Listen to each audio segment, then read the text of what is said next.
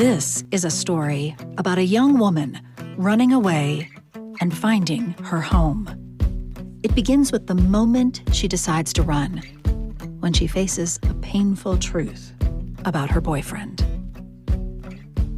Vega stood in the middle of the kitchen, with her left arm bound so tightly behind her back, the tendons in her shoulder gave way to a sharp pop. She closed her lips to keep a moan inside. "Don't laugh at me." Her boyfriend, Zach. Fingers so tight, her hand had gone numb. That's narrator Kay Illuvian, bringing the characters to life in your ears. We're talking about A Light in the Forest, a Colorado Book Award finalist, on this Desideratum. A desideratum is an essential thing. I'm audiobook narrator Theresa Bakken, and I think this story is full of essential things. This week, we're talking about being a work in progress with author Melissa Payne, whose new novel, A Light in the Forest, got us talking about small towns and pigs and intuition. The book opens with an aggression, like it begins with this trauma of a young mother with a 2-month-old baby, realizing that she is in danger from her partner. For you, why did the book open right there? Why do we need to see that character in that moment, do you think? Because Vega was stuck. She was stuck thinking she was living the life that she had wanted. And in reality, she was living the exact opposite. And she needed something to really make her look at herself, make her look in the mirror and go, I need to get out of here. Her head buzzed, her senses assaulted, overwhelmed with the smallest details. The reader is with her, is really in her head as she's coming to this realization about what is going on. And she hears a voice in her head. Panic twisting knots into her stomach. Her mother's voice in her head. Run. And that was her intuition, her gut telling her, you are in a situation that you don't want to be in. And you need to recognize, people, women and men in domestic violence situations, when you love a person, it's not like there really isn't a switch that's flipped. That's like, oh, this is a bad person. You love a person. You are loved by that person. Right. And so it gets very intermixed and intertwined and tangled up. And it's not an easy thing to walk away from. And so while I'm showing her at the moment when she chooses to, we also understand that this wasn't the first moment. This was just the final one, the one but it was more of like, a tower being built and slowly toppling as opposed to a quick a switch going on. And I felt that for her, that she had felt trapped, but not completely, because she still thought this was my choice. I chose to be here. I wanted this. And so it was that for her, it seems like we're out of here, but this was building for her. And in writing that scene, and I don't love violence for violence sake. This one probably has more violence in it, but to me, it did feel important to show that for some of the characters, maybe just to show their story. But as we learn with Vega, she's not defined by that violence, and she's not defined by that relationship either. And nor is she defined by her rootless childhood. Yeah. Or her mother, who had to figure out how to live despite her tragic past. And so for me, it was the right place to start in order to watch her and journey with her as she realizes that, her life is more about that she's defined by so much more than that relationship. Yes. So in that moment in the beginning, she listens to her intuition and she does run. And then we learn about, she gets into this van, which she's is a holdover from her own childhood. She's only recently, right, in the last year, lost her mom. And the van is about her childhood and her connection to her mom. And that is the vehicle, literally, for her escape.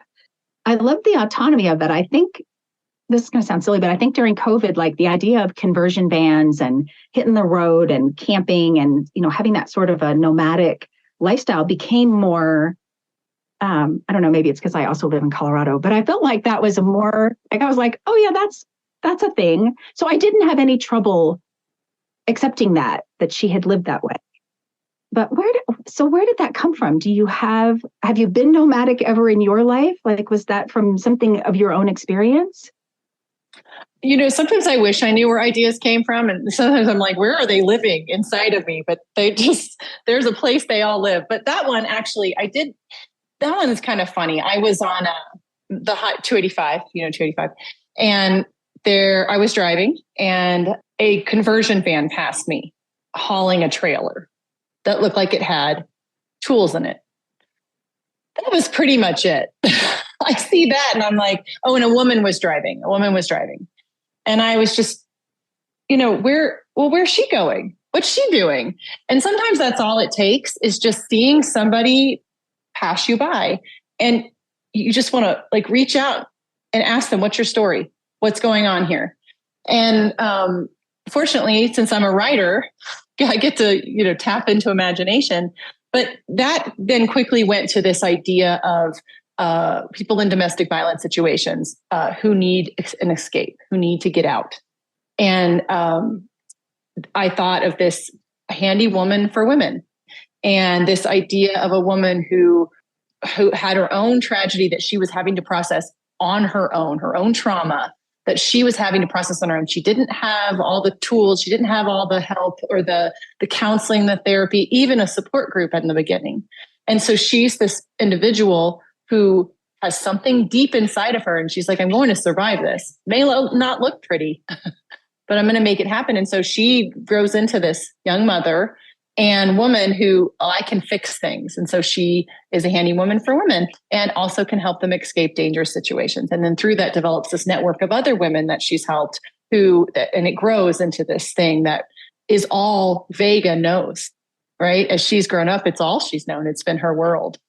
So that's kind of where it started and then how it grew. Yeah.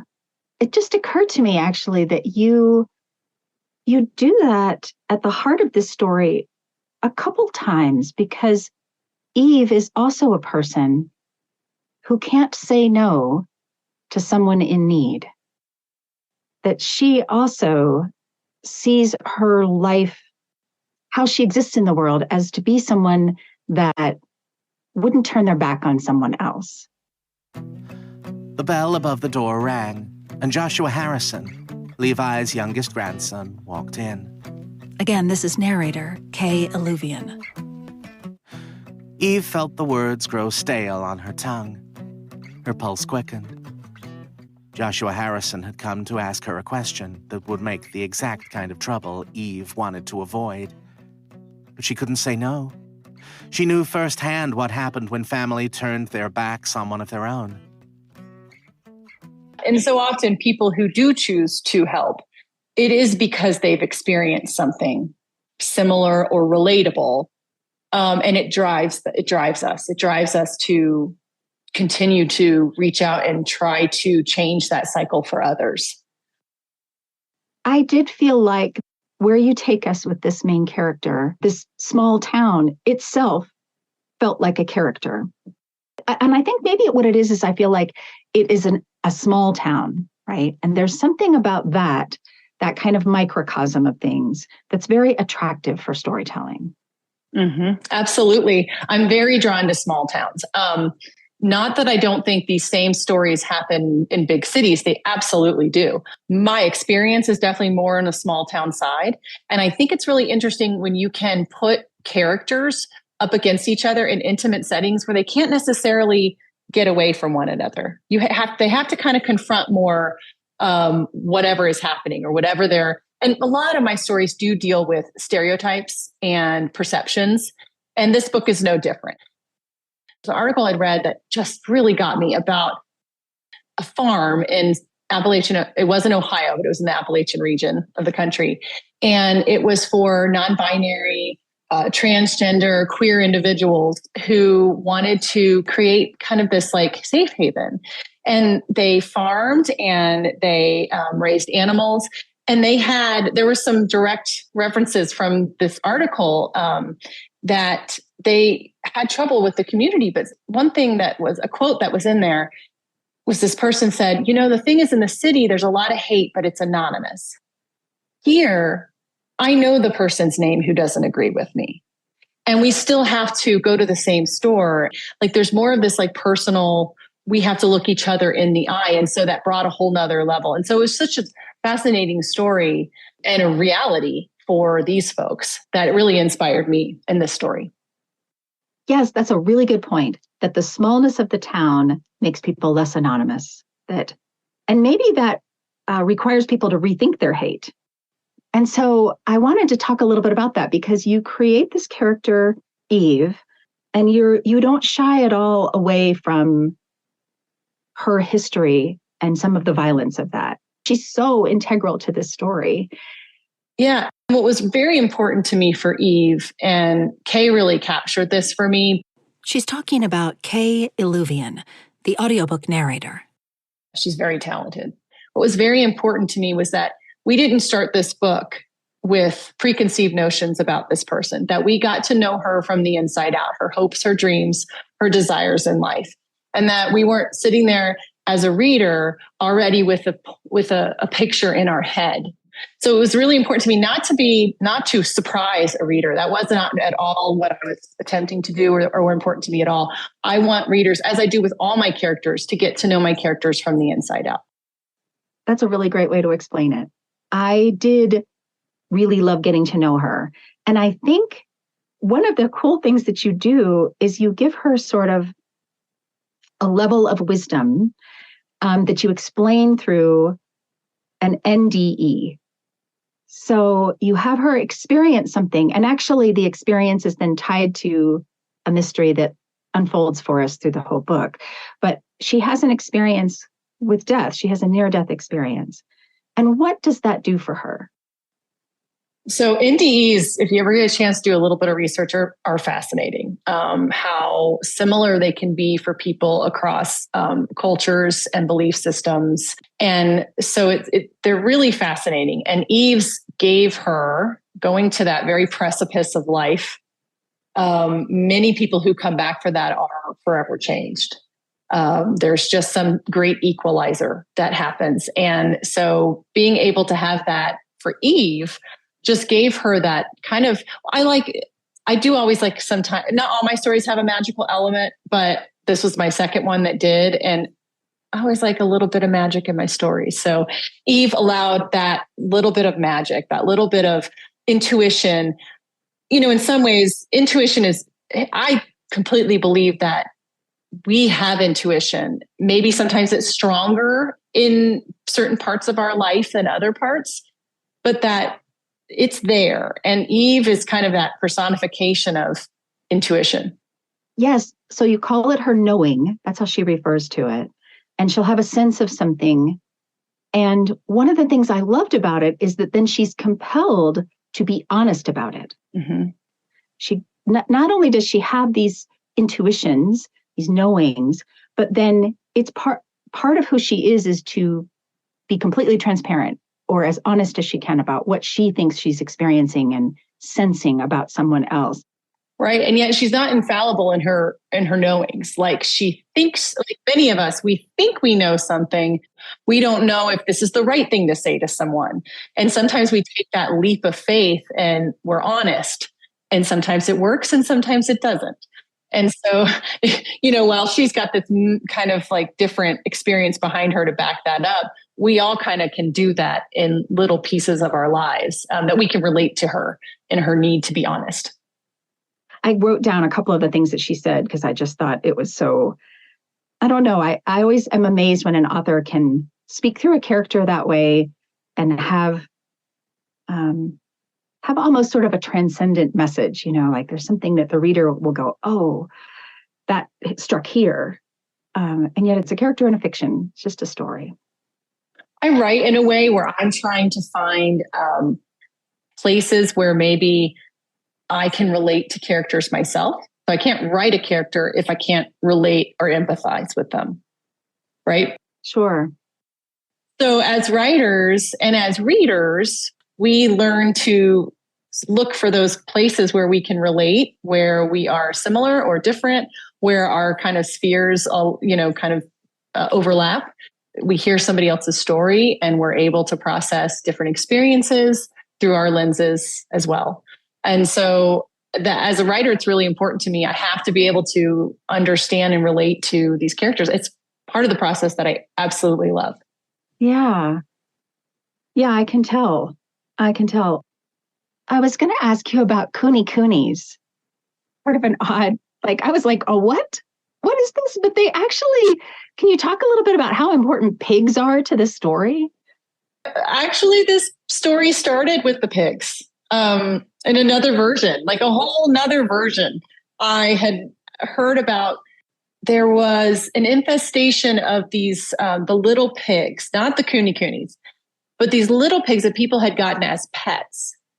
And after a hurricane that had wiped out some homes, people weren't coming back. Their pet pigs had become feral and were overtaking the island. So the story was about the people who lived there in this village trying to take their village back and all the ways they were trying to get these pigs. And the pigs were, they were just so destructive. And resourceful, smart animals. And resourceful, yeah. But the story was really good. The couple of people they interviewed just had also just a bit of humor about them as they talked about it. And so I was just, I just found it compelling. So then as I started to do research about pigs, I came across Coonies, which they are used in, instead of plows, more of a natural plow you can put a couple in a field and they will naturally plow your field. And they're friendly. And while I was in Southeastern Ohio for one of my research trips, there was a Cooney breeder around there. So I thought, this is a natural way to take care of your land. Okay, so there are literal pigs in the story, in the town, but then there are also pigs in people's dreams. Mm-hmm. Is that real? Did you make that up? No, I didn't. There's always an element in truth. I've never heard that before. I know, me either. But I knew that Betty really, that came from Betty, who had these dreams about pigs that she took meaning from, right? And she would say, well, I dreamt of a pig doing this, and that means it's going to be a good day for you. And I dreamt of a pig doing that. And it is real. There are some thoughts and mythology behind pigs. Actually, a lot of animals have something associated with them. And for me, it was just kind of fun to extend that to Betty, to allow her to have some sort of what she thinks is her own bits of knowing. Who's to say they're not? But particularly in this area that's kind of rife with folklore and stories. That's what it reminded me of, folklore. And there's always a hint of truth to folklore, right? There's always some layer that's really attractive, especially to people who trust intuition sometimes, right? Who think, you should go with your gut on that. Right. And who's to say our dreams aren't reflections of our intuition, just in whatever form we understand it best in? Yes. I really enjoyed them. I think towards the end, I was like, of course, it's the book. And I'm a no spoiler. I won't give anything away in this, but I just was like, I love that you tied that all together. And here we are back with the pig. I'm so glad you did, because that was very fun for me. I really enjoyed the pigs too. There's humor, you've taken on some fairly dark topics. And yet there is a light. There is a light in the forest. So I see you shining that across all of these dark themes in the story. Yeah. I appreciate that. Thank you. That is very important to me and was particularly important to me in this story because it does deal with such heavy and very real topics and very real things that happen to people. And so, but I didn't want to dwell there because the point wasn't the ugliness. The point was, how do we overcome that? How do families, communities support one another, even when we don't see eye to eye, even when we don't even agree with the way somebody else lives? How do we overcome that in good times and in bad? Yeah. And I think that's something that I just search for myself, maybe. And so I want to see how I can tell a story like that with the characters anytime I'm showing it. I love stories about found family and intergenerations. And I'm very drawn to that. And in my storytelling, it's a theme that keeps popping up in one way or another. Yeah, I think that you allow people to be a refuge for other people. Like we were talking about how there's these sincere acts of helping someone else, but you also have like physical places of refuge. You know, the conversion van is a place of refuge for her from the very beginning. There is a bus abandoned sort of in the forest at the edge of Betty's property, and that becomes a refuge. And so I like this idea of refuge running throughout the story. One of the things I noticed was in your acknowledgments, you do mention the Tenacious Unicorn Ranch. Mm-hmm. You also mention your dad. In the acknowledgments, you say, your voice, your questions, your enthusiasm and worry are all here. I just really love that. Talk a little bit about how he's in this story. So my dad, he was amazing. Thanks for asking about him because it's always nice to talk about him. He was one of my big cheerleaders, when I first started out in writing. So with this book, it was actually the beginning of the illness that we didn't know would eventually take him. But I was with him quite a bit, taking him to appointments a couple times a week. So we were in the car as I was coming up with the story, and he heard it from the beginning of the pigs and the school bus in the woods. When I have all these ideas and I think, how can I bring these all together? What is the story that I'm trying to tell here? And when I get out of my own way, the characters often lead me there.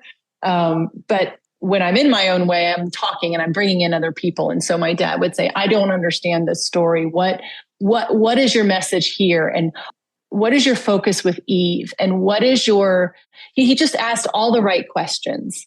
And some weren't the right questions. Some I fought against. And I said, Dad, no, you don't understand what I'm doing here. And he goes, well, then explain it to me. And so we had a whole lot of fun time in the car just talking. And that, and on a personal level, I could relate to Vega and losing her mom. That felt very personal for me, wanting her advice. There were so many times that I want my dad's advice. And when you can't get that anymore, you have to remember who they were, what they would have said maybe. And you need to kind of rely a little bit more on your memory and then what they've taught you. And so that was very personal. Her journey with just, trying to find her new place without her mom. I could relate to at the time. Still can. Yeah.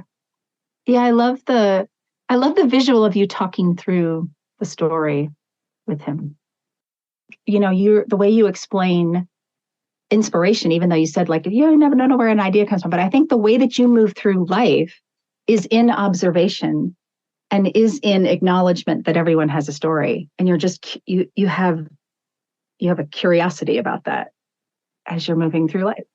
Absolutely. I kind of firmly believe most writers do, but I definitely, I do write from an observational standpoint. I mean, I have to soak stuff in before I can put it on the paper. I'm in the middle of working on I finished my last story.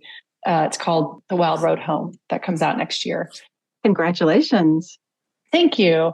I'm in the creative brainstorming process of the next one, which is so fun. It's a fun stage to be in. Yeah. And this is kind of based on my mom, after my dad died, moved to a retirement village, like they're apartments. So everyone's independent living.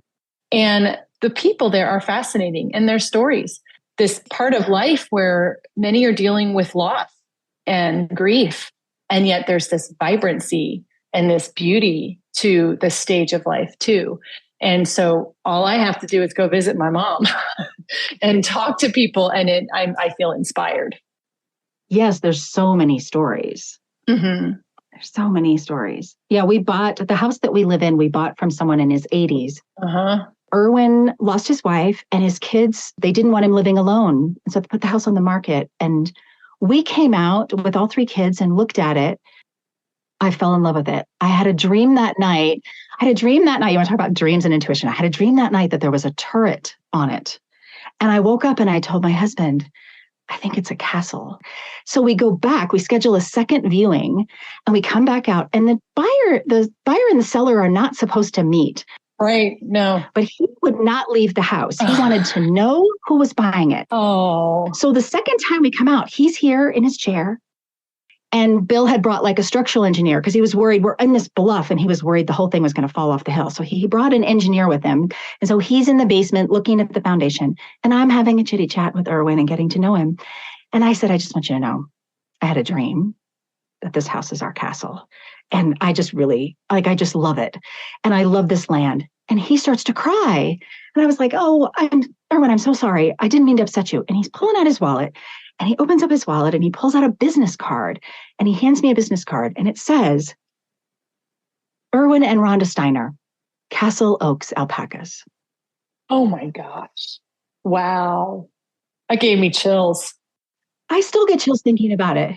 And we bought the house. Of course you did. It was one of the great gifts of my life. It was really just a great thing. And wow. Anyway, I'm with you. I think there are a lot of stories. I do like to come back to this, the reason I called the podcast Desideratum, this idea that there are essential things, life lessons that we all sort of carry with us, and everybody carries something different. I'm always amazed when I ask this question, actually. But for you, what is the Desideratum? What is the essential thing that when someone says, what's most essential, what would you say? I've been thinking about this because I knew you were going to ask it. And for me, it's be a work in progress.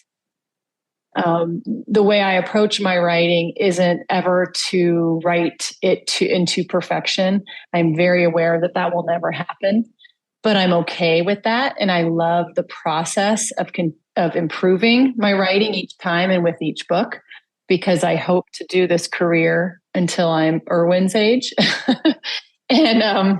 And I hope with each year of my life, I bring something new to my stories. And so as a person, I'm okay that I'm a work in progress, because it means I'm continuing to learn and evolve and change. And I kind of think that's the essence of living. And for me, also part of my craft. Yeah. I've heard the take on rewrite and revision in a different emotion. Like, I just recently talked to an author who was like, it's horrific. The rewrite is horrific. But what you're saying is actually the rewrite is the thing. It is always in progress, in process. Life to me is about that, the learning and growing. And I don't think we get to adulthood and suddenly we're like, we're done. I'm good. I did it. It's the same thing. I'm still changing and evolving as a person. It's what I want my kids to take away. I don't ever want my children to think they have to attain this certain thing and then all is good. Yeah. I want to be 89 years old and still learning. I don't care what it looks like. If it's rollerblading at 89, it's going to be rollerblading. If it's learning a new language, maybe it's that. But I'm just okay. I want that for my children, and I try to remind that for myself, and then it distills down into my writing. And I think that's why with my writing and with my books, yes, rewrites can be grueling, edits can be grueling, but there is beauty in it too. Yeah. And I think it's where the real writing happens in a lot of ways. Yeah, it's so true for your kids too, because I think we pin a lot of attain a goal, but it's important enjoy also right now, which is the process part right now. Right. And not to be morbid, but our finish line is death. So yeah, nobody gets out of this alive. Melissa. Nobody gets out of this alive. So if our finish line is that, then what can we do all along the way to improve as a person and to affect change, whether that's in ourselves or around us? I hope you enjoyed getting to know Melissa Payne as much as I did. I want to thank the Colorado Sun for shining their light on Melissa. I listen to the Sun's podcast called The Daily Sun Up. It's a great way to start your day if you're curious about Colorado culture, history, news of all kinds delivered to your ears. Then, every Sunday, I check out the SunLit feature at coloradosun.com for author spotlights and local independent bookstore recommendations. SunLit editor Kevin Simpson often talks to authors on the Daily Sun Up's Friday podcast. Check it out at coloradosun.com or wherever you're listening to this podcast. Also, a big thank you to the author, Melissa Payne, the narrator, Kay Alluvian, the audio publisher, Brilliance Audio, and the audiobook production team at Dion Audio, Devin Hammond and Yanni Caldas, for their work on A Light in the Forest. And as always, thank you for listening.